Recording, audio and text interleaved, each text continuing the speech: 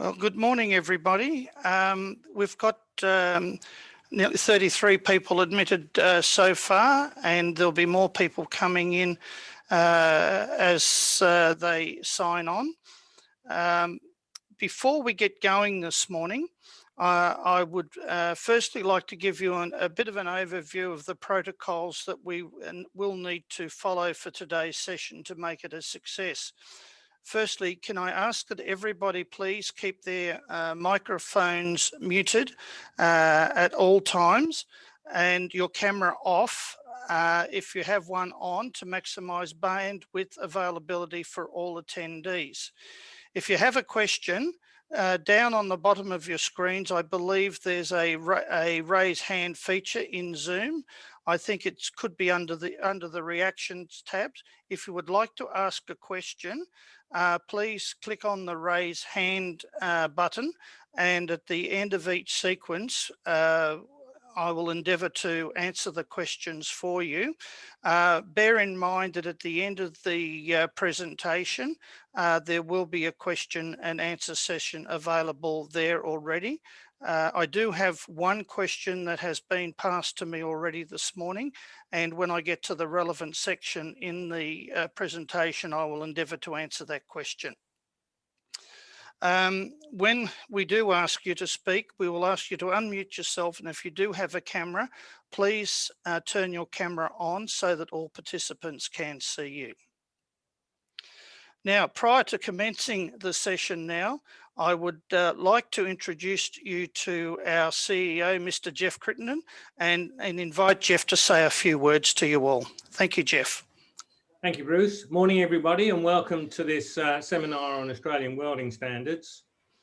I won't say a lot, but over the past 5 years, we've done a huge amount of work, or should I say Bruce has done a huge amount of work on trying to update and rationalise welding standards. And this will give you the opportunity to get updated on the work that we've done, and also to get an idea of what we're planning for the future. So I think it'll be a worthwhile session. Please ask questions at the end, because I'm sure everybody will learn from those questions. So that's all I have to say. Welcome again, and Bruce, we look forward to your presentation. Thank you, Jeff. Now, for those of you who have joined this morning's session, this session will be repeated again at 1 p.m. We're running 2 sessions today, primarily because of the time zone differences between the East Coast and the West Coast. So to enable the people primarily in Western Australia to join at a reasonable hour. There are people from other parts of Australia and elsewhere have also joined us at this point in time as well. Anyway, I'll just share my screen and we'll get underway.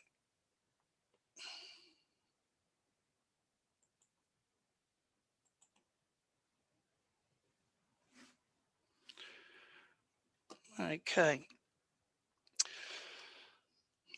Now, welcome to session 1 of Weld Australia's first member event for 2021. And today we'll be introducing you all to Australian, New Zealand and ISO standards, and updating you on where things are happening across quite a range of standards.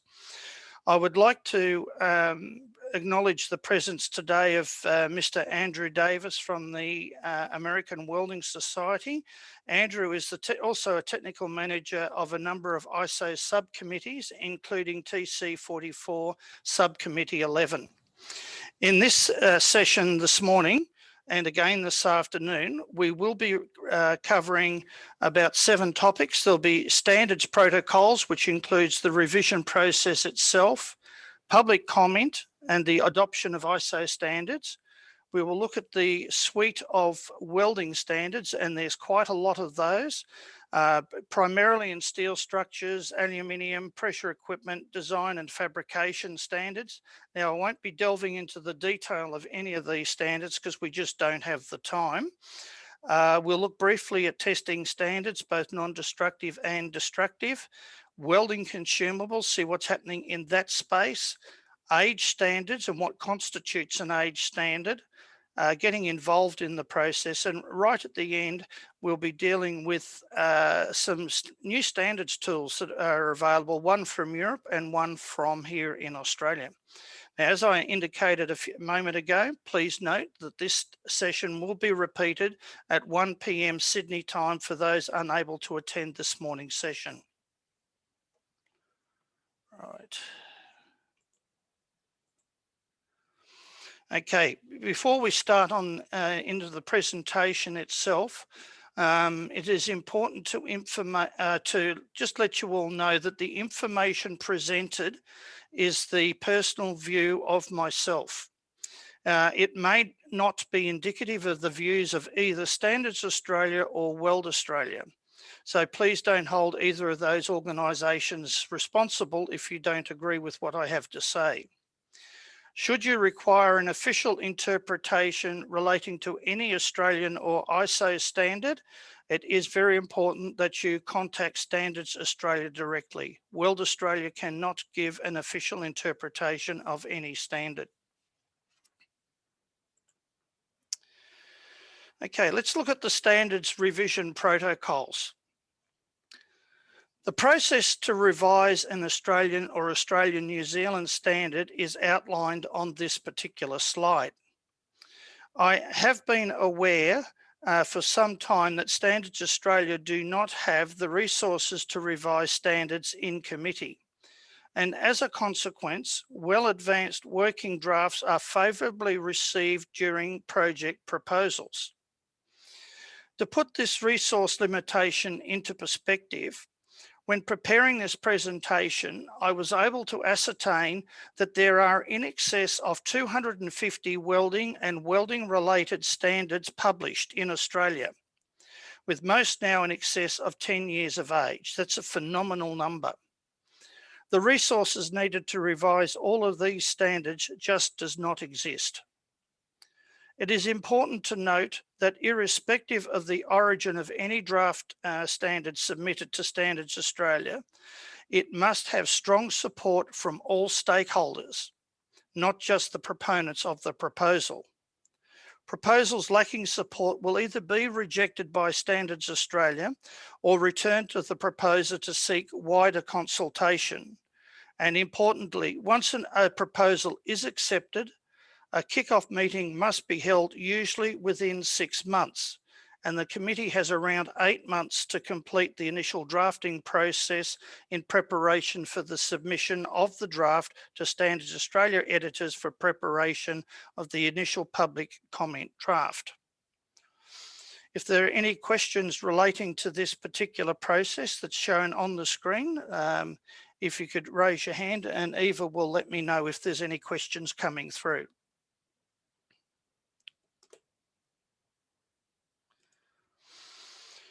Looking further at the protocols, Standards Australia has various inclusion policies. The Standards Australia policies for the revision and publications of standards can be found in their Standards Guide SG006. And this is readily downloadable from the Standards Australia website if anybody's looking for a little bit of light reading. It runs to well over 100 pages. In general, the guiding principles are shown on this slide. For the welding industry, where roles and responsibilities are traditionally well defined, the limitation on prescribing roles and responsibilities within standards is actually quite challenging and is giving us within the standards industry and welding industry a lot of grief in dealing with it. Roles can be assigned to some degree to a competent person, and the challenge is to then define what constitutes a competent person.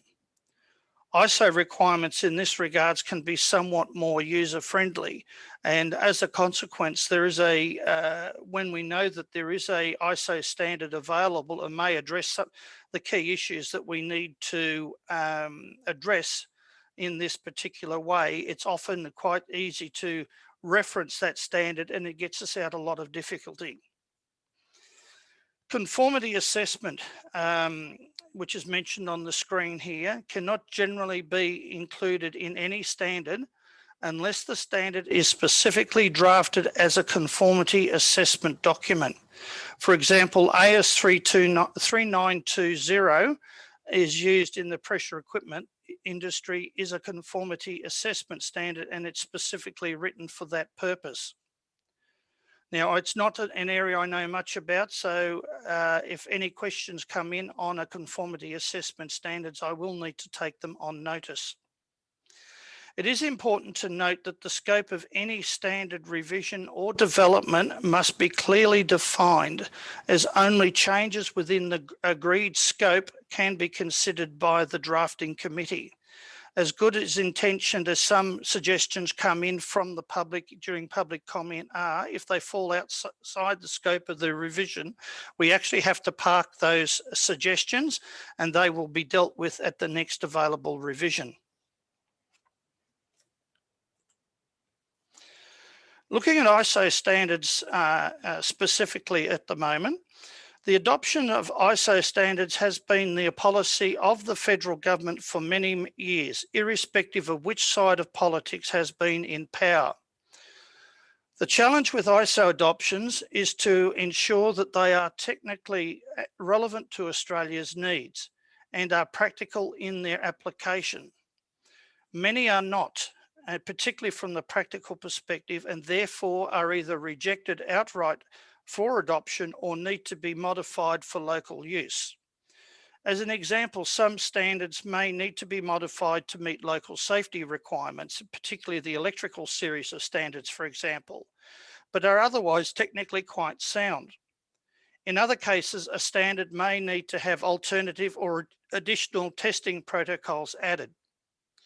For example, ISO has attempted to produce a structural design standard similar to AS 4100, but few, if any, countries have seriously considered its adoption, primarily because local conditions may preclude the use of such a general standard, or the complexities within it may make it technically difficult for users to apply. For example, New Zealand has some very specific seismic requirements that aren't necessarily present in some of these standards.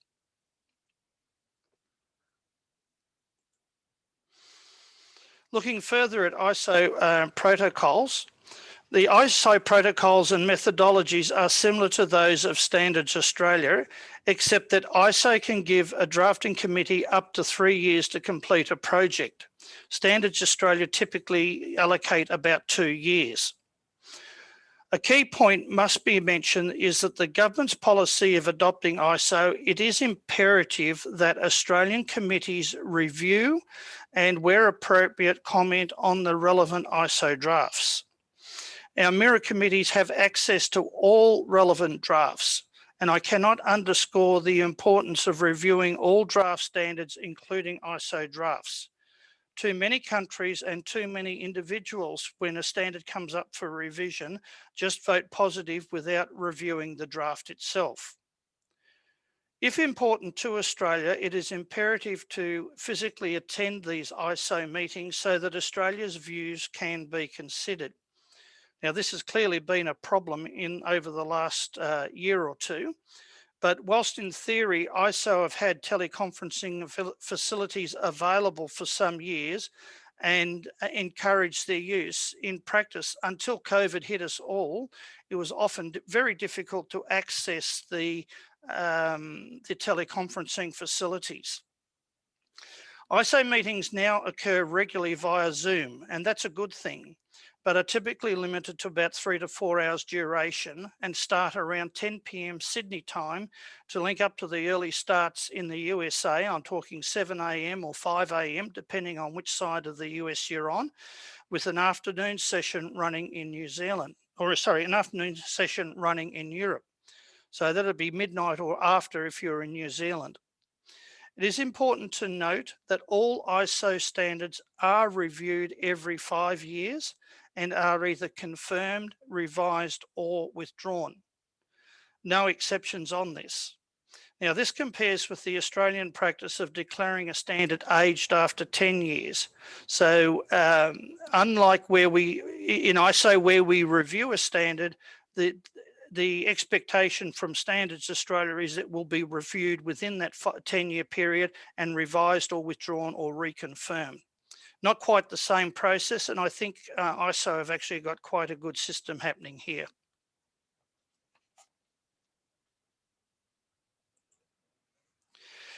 Starting to look in a little bit of detail at some of the standards that we were mentioning before. Now, on your screen, you'll see a general list of about 20, or what works out to be about 23 standards when you consider the various parts. These are the main standards that the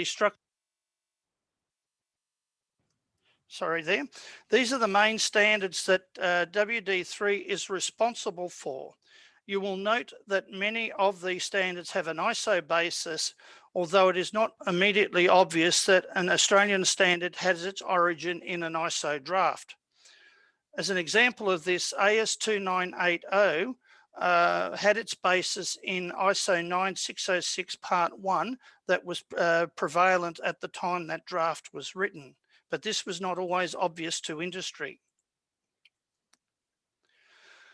With the exception of the revision of 1554 Part 2 on stud welding, the revision of AS NZS 1665 and the 1554 series has been currently delayed, primarily because of issues surrounding the definition of welding inspectors has yet to be resolved.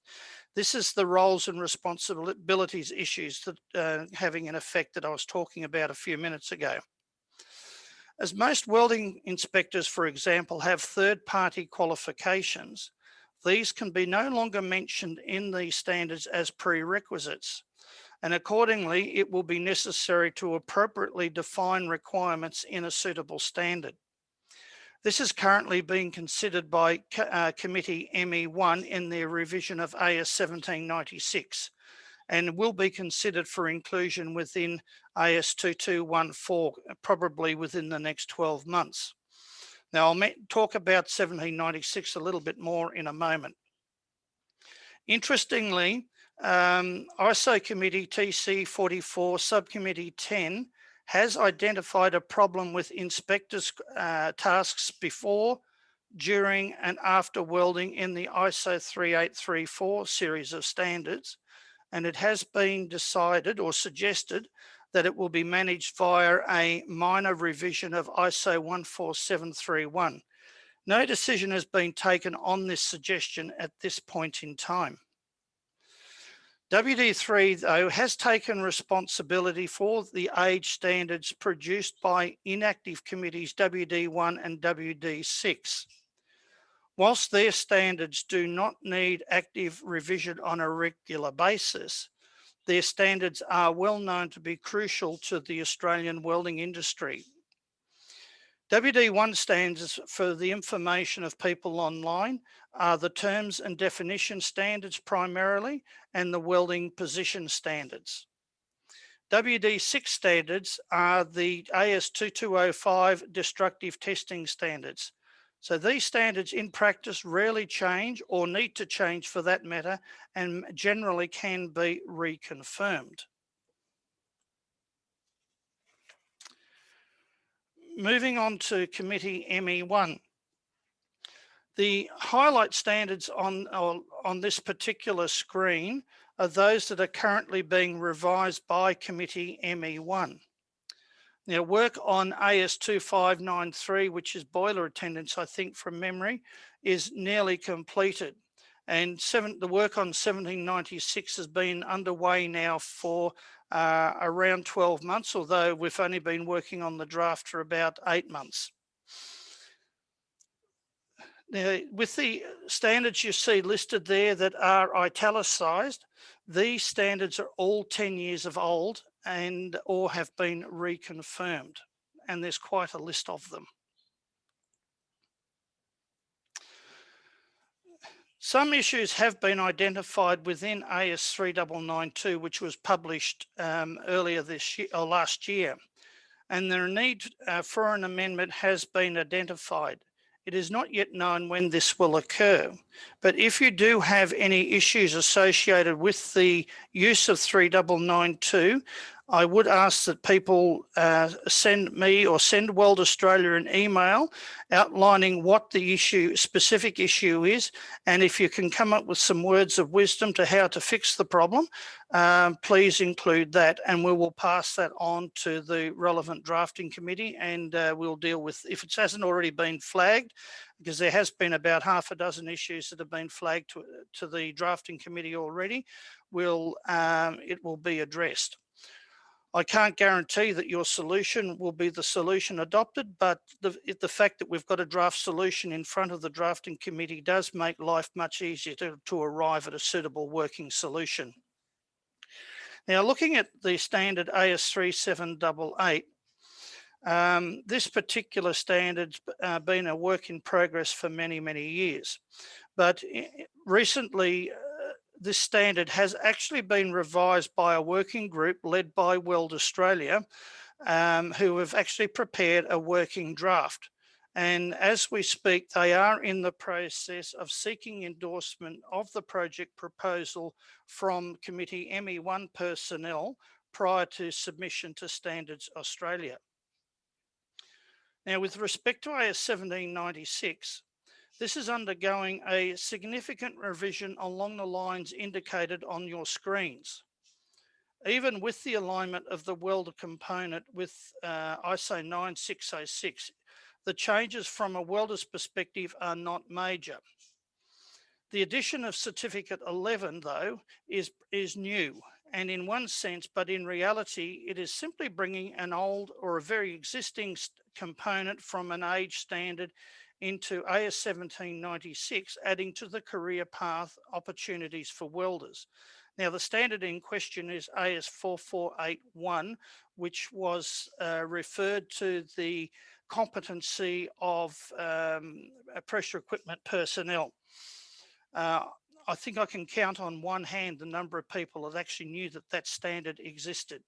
And I, for one, didn't know it existed, and it was brought to my attention. Now, with I've got to admit people here, which I will do. Right, sorry about that, just admitting a participant. Now, with the 1796 itself, the word certification is definitely going to be coming out of the standard. The issue is we are hoping that the word or the awarding of a certificate can remain within the document. The problem is the word certification, as it has very specific meanings to a lot of people, and certification is a process that's generally not permitted within standards. Time will tell if the committee get it right, but it's something that we've been struggling with in getting the wording right in that, and hopefully when it goes out to public comment, we'll get some good comments back. Weld Australia is currently planning to hold a future webinar on the draft changes to AS 1776 once the draft is released for public comment. Now, there may be a question at this point in time. If Brett Wilson is on the line, I will invite Brett, if you could turn your screen on and microphone on and ask your question.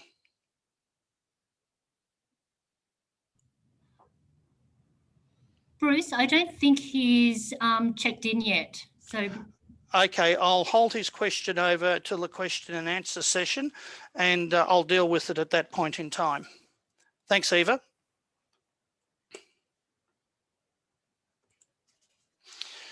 Just going back to the 1796 before I move on.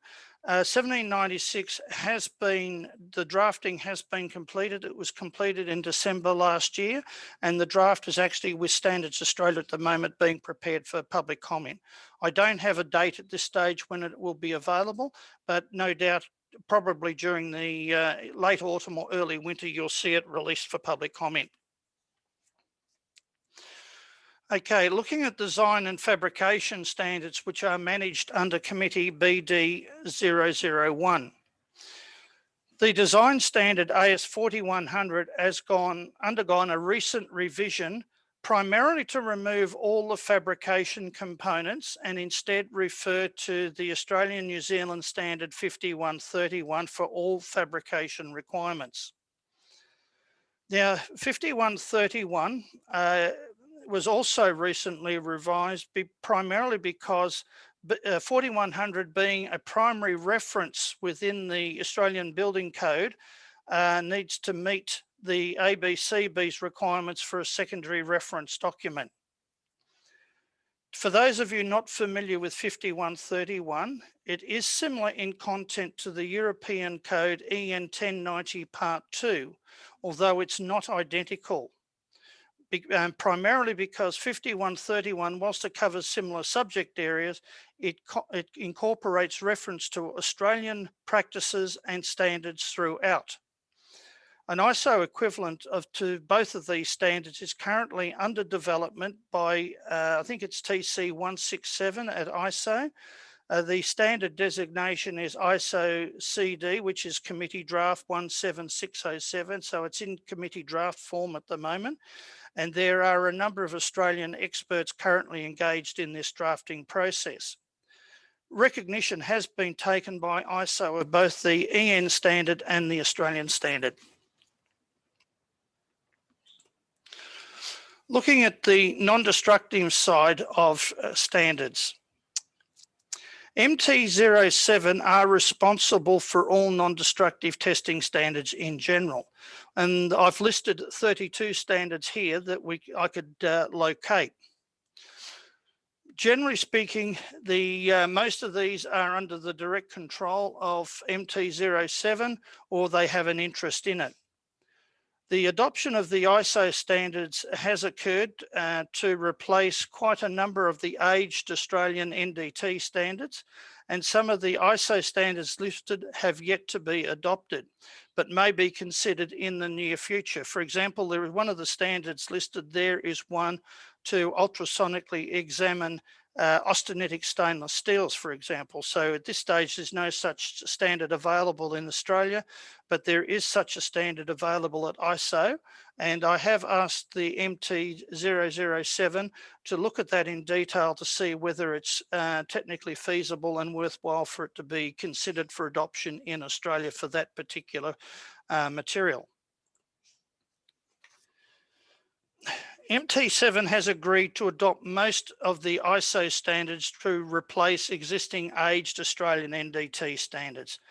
This is primarily because the Non-Destructive Testing Committee, like most committees, doesn't have the resources to keep the Australian standards current and up to date, and the ISO standards generally in this area are pretty good. With the exception of a magnetic particle inspection component, most of the projects have now been completed and published. For radiography and ultrasonic testing of steel structures, however, the ISO standards will more than likely not be considered for adoption until the 1554 series is actually revised to deal with these standards. And that's primarily because of the way the ISO standards treat adjacent imperfections. And that could be a couple of years away. Note that in particular that the standard NZS ISO 17637 for visual examination is currently managed by Committee WD3 rather than MT07 due to its links with ISO 9606 that Australia has adopted. That may change in the future. Looking at the destructive testing side, there are actually 19 standards in this suite of standards. Traditionally, they've been managed by Committee WD6. However, this particular committee no longer exists. And as a consequence, rather than letting the standards disappear, which would be a disaster for the Australian welding industry, WD3 has undertaken to review these standards as necessary in an effort to keep them up to date. Now, the standards that you see on the screen there with an NZS prefix are actually direct text adoptions or claims of the relevant ISO standards. Other standards shown are not necessarily or aged over 20 years old. In most cases, they're the ones in italics. This does not invalidate them, as it is rarely necessary to revise most testing standards. The Weld Tensile Testing Standard and the Sharpie testing standard, for example, are both currently under revision by ISO, but there are currently no plans to adopt these ISO standards, even though ISO 1391, for example, is now a clone of the ISO Tensile Testing Standard. It'll simply come down to priorities and the need to adopt these standards when we do give them due consideration.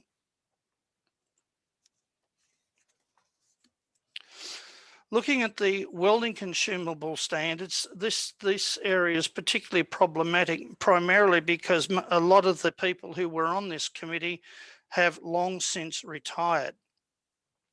There are 24 standards currently managed by WD2, and most of these standards are either direct text adoptions of the ISO standards or are modified adoptions.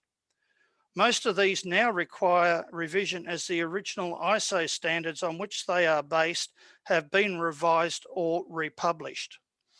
Standards Australia have flagged the need to reconsider reconstituting WD2, as too many of its members have retired.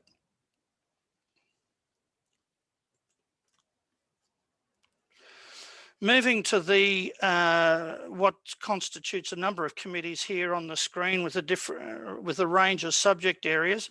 There's 15 standards managed by this variety of committees that you can see on the screen. The 5100, for example, this part 6 of this particular series, which is the bridge code, is now being considered for revision. I don't need the details of the revision proposed at this stage. 1554 Part 2 was revised, but it's interesting to note that due to an error found in the loading table of threaded studs, this particular standard has to go back to public comment, and so it'll be a combined public comment and ballot procedure. What I would like to say about the way this particular area was picked up is Weld Australia actually ran a series of training sessions on bolting and bolt loadings, and it was during that session that this particular error was detected, and with the assistance of the speaker involved in that particular session, we were able to work out what the correct loadings were. Now, part of the reason for revising 1554 Part 2 is that we wanted to reference ISO 13918 on steel studs. It has actually been adopted, and the reason for adopting is that it better defines the properties of studs directly, and it also provides very good access to stainless steel studs that Australia traditionally hasn't had access to through its standards. Looking at the reinforcing side, the AS 4671, it now references some very high strength reinforcing steels. And we're talking steels with yield strength of 600 megapascal or 750 megapascal. So they're right up there. But at this stage, the reinforcing industry has not progressed a need to revise 1554 Part 3 to consider these materials. No doubt that will happen in due course.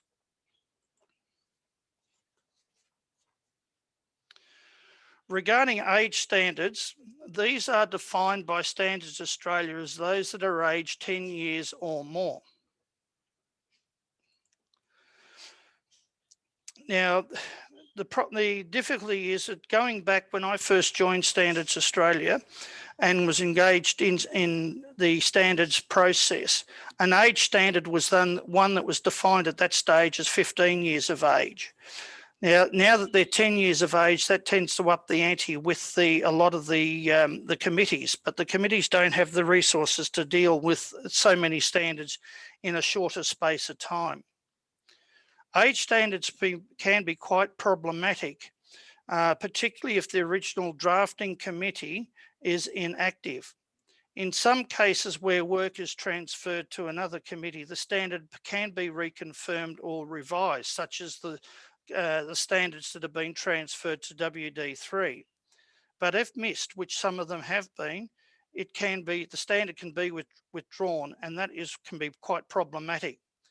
For example, the standard on hoses for welding gases, AS 1335, was withdrawn. I think it was in 2016, as the drafting committee did not exist. This, however, led to a company importing hose for oxygen into Australia that had a non-standard colour, and you can imagine the safety implications that would bring about. However, because the standard was still needed, and with the assistance of Standards Australia, the decision was made that ISO 3821 would be adopted in its place, as it was very, very similar to the old Australian standard, and it was actually been recently updated by the ISO committee. So it has actually been adopted as AS NZS 1335 by Committee ME2. Looking at the ISO situation itself, both ISO TC 44, Subcommittee 10 and 11 are both active subcommittees, and Australia is represented on both of these committees. Numerous comments have been presented by Australia's representatives based on our local experiences on the standards that you can see on the screen. And our views have been well received by those present at the meeting, and they're seriously considered. In fact, one of the surprises I hear every now and then is the expectation within ISO is that you'll often think that you'll have the European block on one side and you'll have the Pacific Rim block on another side. But when Australia can come in and make comments, you hear around the room, you hear people saying, oh, that's a good idea. That would save us a lot of money. So some of the European countries are thinking outside the box from what they've traditionally been required to think. And it's actually a process that's working well for everybody's benefit, particularly Australia. Now, as I've noted earlier, ISO CD 17607 is currently under development, and Australia is active on this committee responsible. That particular standard is not shown on the screen though. It is important to note that not only are our trading partners active on these ISO committees, but so are our competitors. So an Australian participation is imperative, or we could find ourselves standardised out of our own market.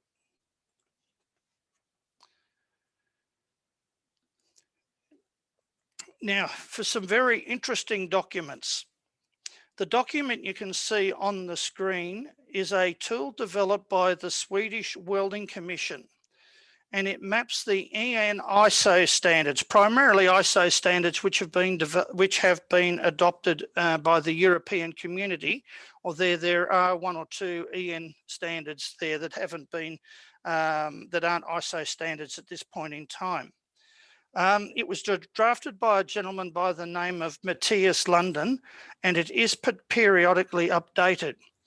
You probably will struggle to see the detail of this on your screens. However, it can be downloaded via the Swedish Welding Commission's website. Now, that particular website is, and I'll read the address out to you, it's www.svets.sc/overview. Well worth downloading and looking at for those of you who have to engage in dealing with ISO or European standards. However, the piece de resistance, here it is, the Australian version of this particular map. Weld Australia has been working on this for some time. And believe it or not, there are around 250 plus standards listed on this particular document, which you'll struggle to read on your screen unless you have a very high resolution monitor. Up until today, Australia did not have a similar tool to that developed by Matthias. Shown on your screens is version 1 of our standards map, and it will be made available for free download from the Weld Australia website within the coming days. It will be available as a free technical guidance note. Its formatting is not identical to that used by the Swedes, but it is similar to enhance its navigation. Users will be able to identify the subject area, which is listed in the second column of each of the sections, and then you just move over to the next columns and you can see just a listing of the standards that may be relevant. So this document will be periodically available and it will be periodically updated. So I only wish I had access to a document like this very early in my career, a very useful tool. We are now up to the final part of the presentation, and just to summarise what I've been presenting today. As standards are evolving, it is important that standards users stay abreast of all changes. There are at least 3 ways of doing this. Firstly, users can sign up to SAI's Global Standard Watch program and get notification when changes occur, including release of revisions for public comment. You can also do this through Standards Australia. On a monthly basis, they have a list of standards up for public comment, and you can subscribe to their news updates. And Weld Australia makes the process easy as well, because every 3 months in our journal, we publish an update of where things are up to with the revision and standards development process. And we try to cover as many standards as we possibly can, including relevant ISO standards. While some people would like to be involved in the standards writing process, it's not always possible. However, everybody can be involved in the drafting process through the public commenting process on the free publicly available drafts. This said, when you are aware that a standard is being revised, I would encourage you to download and comment on the draft. If you don't comment, it will be assumed that the changes proposed are acceptable. It is important to note that if you do comment, please say what has to be changed and why. Importantly, provide some draft text for consideration. It makes life so much easier for the drafting committee to consider. I did have some correspondence last year from a gentleman who was complaining about changes made in a standard that had been released. The problem that we ran into with this particular gentleman was he was complaining about a particular change, but it transpired that he had not read the draft, and when he had the opportunity to do so, and as a consequence, the the change went through, and now it's quite problematic for him.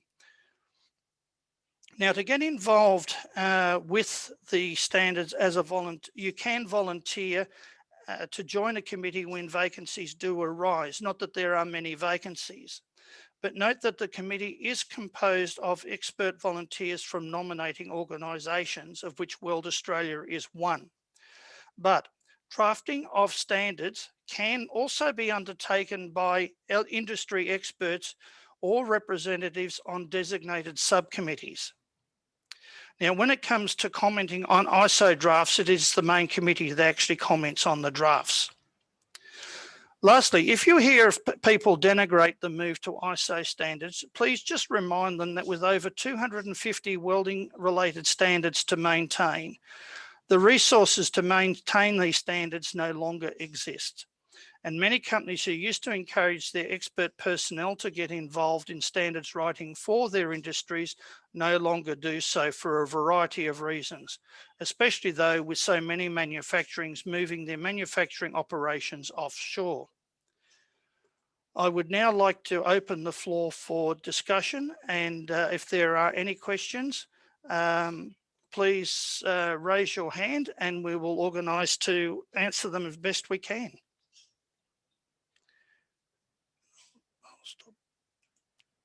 I'll stop the share and hopefully I'll be able to see the raised hands.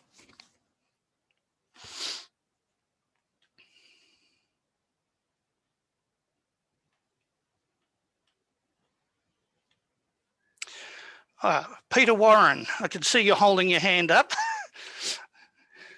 Could you unmute yourself, Peter?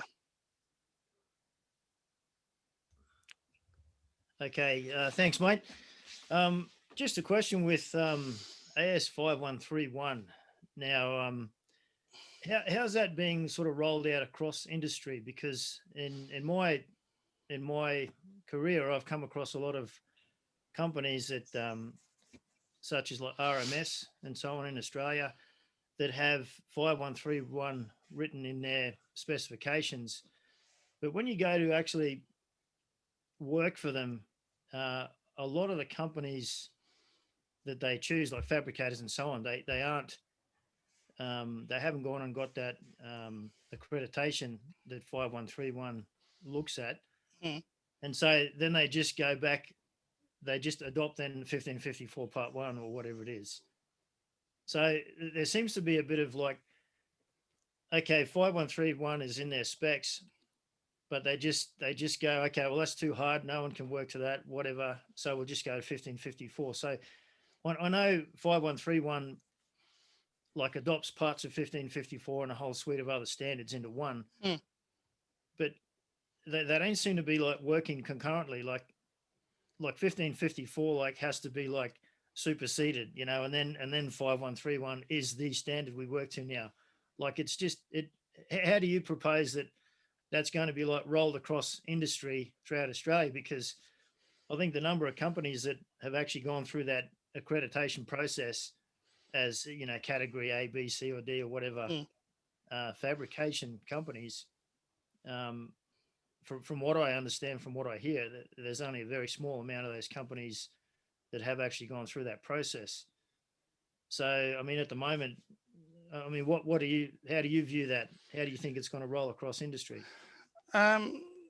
The 5131 is specifically designed to try and put Australian fabricators on a level playing field with importers, because a lot of the importers have to comply with EN 1090 Part 2.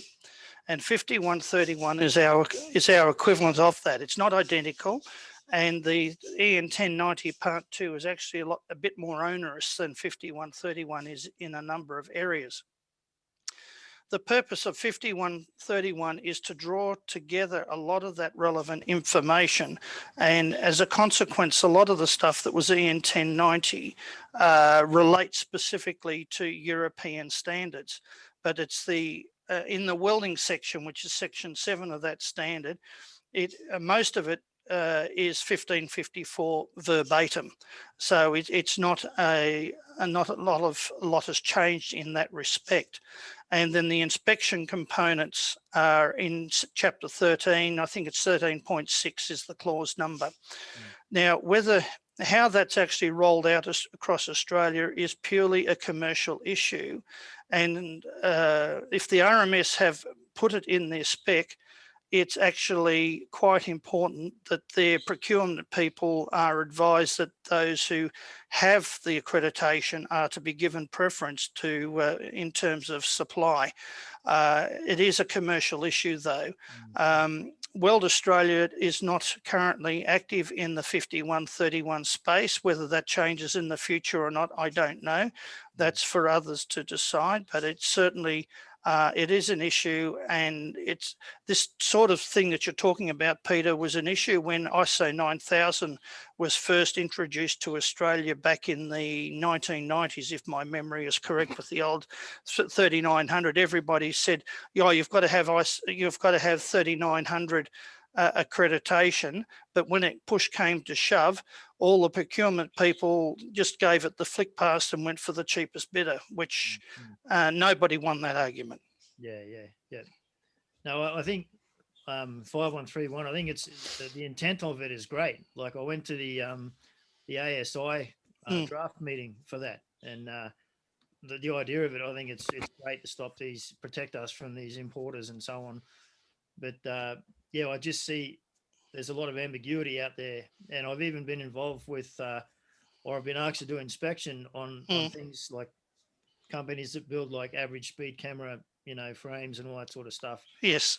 And the standard that the specs they've sent me, it's 5131, and I've said to them, well, do you realize what this standard involves? And they've had a panic, gone back to the client and go, oh no, we'll just go to 1554 part 1.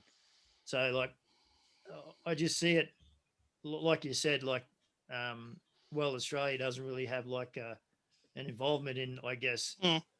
in enforcing that. But I just think, everybody's always just going to go to like the 1554 Part 1, like you said, because it's the cheaper option. So, One yeah. one question I would ask you there, Peter, I mean, saying people default to 1554 Part 1, are they actually applying 1554 Part 1 correctly, or are they just simply paying lip service to that?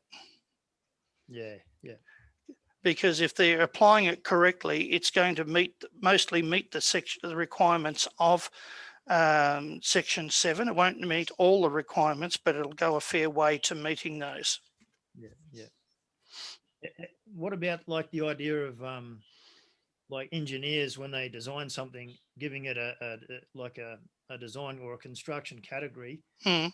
and then having that when that goes out to industry, then for tender or whatever, only companies that have that accreditation can quote on that level of work and so on. Well, that's in theory. That's what's supposed to happen. Yeah. I've yet to see that on anything. Look, the Australian. I think yeah, don't get me wrong. I think it's a great idea, and it's what the country needs. But I just see there's a big gap between that getting rolled out. Yeah. Okay. Anyway, thank you for that. No worries, Doug. Thanks, Bruce. How are you? Good. Look, I just want to follow on from Peter's question and I guess add a little bit from a structural engineering perspective. And Peter, you've certainly picked up on that there's still a learning process going on in industry with the application of 5131. But I think it's also important to separate what I would call product standards from process type standards. And the product standard being 5131, defining what the product needs to satisfy versus process type standards like ISO 3834, for instance, as a process or a method of achieving those outcomes. You're correct in that the design fraternity is still getting its house in order and needs to be better at, instead of just saying all steelwork will comply with AS NZS 5131, because that doesn't mean anything because of the 5131 choices that are available in there, like the construction category, which flows on to different levels of traceability, for instance. So, for people who are receiving tenders that make that statement, the immediate question back to them should be, please answer all the questions that are defined in 5131 such that you know what you're tendering upon. And that is, in many instances, the designer's responsibility. It's not up to a fabricator to guess what the designer is intending. So they're all valid criticisms and valid questions of that environment. I look at, from a welding perspective, if somebody applies 1554 correctly, then in most instances, it will satisfy the requirements for welding under 5131. So, and Bruce's lovely table that he's put together, that he brought up late in that piece, is trying to bring all of the standards that are applicable to this work onto one sheet and gives people an immediate reference to that great suite. And it is a great suite of standards. They all have to operate together because it's impossible to put all of those rules into one document. And 5131 is thick enough already. We don't need any more. It's over 200 pages. Yeah. So a little bit of background there. And then the other item I just wanted to add, Bruce, was just to let people know that in the next little while, Weld Australia is going to issue some questionnaires out to the membership regarding members' involvement with standards. Bruce has raised it today, and I have a role on the Q&C board with Weld Australia, and we're seeking better information as to who in our membership is involved with standards development and who is involved or would like to be involved with things like the IIW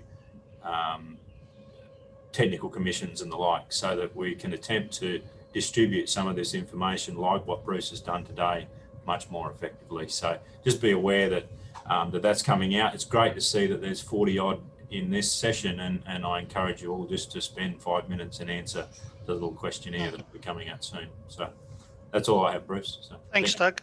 good on you. Are there any further questions?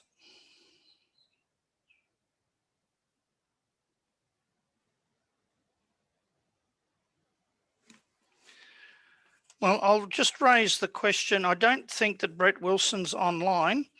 The question that Brett actually emailed in, I'm hoping Brett might be joining us in the second session. He was actually scheduled to join us in this first session. He mentions that it currently costs, and he said BTP $2,000. I'm not sure what BTP means, but $2,000 to qualify one weld procedure. Will the updated standards address the simplification of the process to reduce costs? Now, the best thing I can say about this at the moment is that certainly that the Australian Standards Committees in general do try to minimise the cost of compliance with these various standards. And generally speaking, when a requirement is placed upon a standard to go through a qualification procedure, it's primarily because of the risks associated with the use of that particular item that's been fabricated. Now, for the cost that's been mentioned by Brett, I would suggest that's a cost primarily associated with the pressure equipment industry, where they have to do a lot of the qualification, and it is quite expensive. But once the standard is qualified, it remains qualified, unless there's a change in the standard itself. Now, the way that 3992 has been structured, for example, if additional tests have been required later down the track after the standard might be modified, the whole suite of tests do not need to be repeated. But the tests that might need to be done that were missing when it was originally qualified, for example, they would need to be run. So there are ways that the various standards committees do look at this in an effort to try to minimise the cost and the risk to the structure as well. But it is a technical risk comes first, and then certainly cost is a consideration along those lines. I'm not on ME1, but that's the view that I would suggest that the committee ME1 would probably take along those lines. And of course, WD3 has quite a suite of pre-qualified procedures to assist industry in this regard. However, in saying that, what I would like to point out is just because a procedure happens to be qualified, it may not necessarily be the most cost-effective way of actually running a weld procedure, because if you those particular procedures might have quite wide openings, for example, in terms of their joint angles. But if you narrow the gap up a little bit, it makes it no longer is pre-qualified, but you use less weld metal, and provided the procedure is well controlled and you've got good welders, you may be able to save out on the cost there by running a non-pre-qualified procedure. So that's just an example.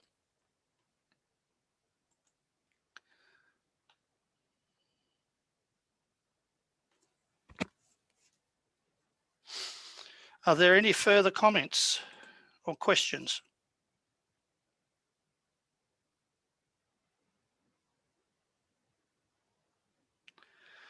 Okay, on that basis, I'd like to thank everybody for their attendance, and I'll look forward to catching you all on the flip side. Thank you, one and all.